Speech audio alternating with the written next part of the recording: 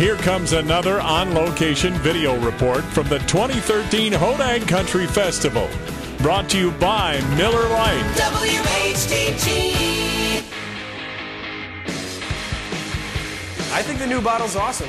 Looks like the old bottle went to the gym for a month and worked out and toned up a couple spots, you know? It's party foul proof, you know what I'm saying? I got a grip on it. Life ain't right unless you're drinking a Miller Lite.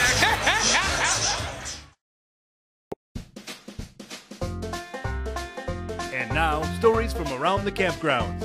Brought to you by News Channel 7, your local news and weather authority.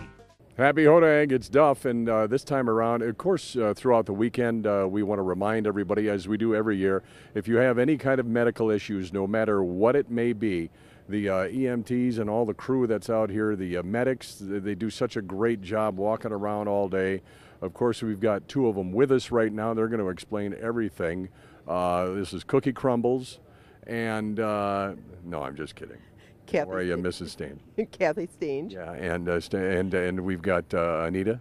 Anita Brooks. And tell me now, Kathy, how do people look for you if they need medical assistance of any kind?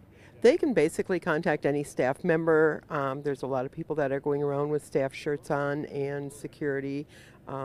They can contact just about anyone, and they have contact with us then. So what are some of the common things? I mean, heat, you get a little too much heat or dehydration or whatever, right?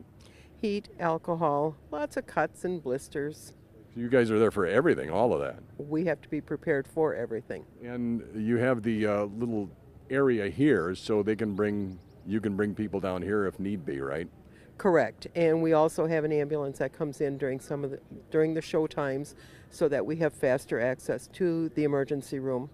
So they're going to look for those shirts, right? Yes, we are all wearing the bright shirts. The same shirts. You'll see the bright, what is that, mauve?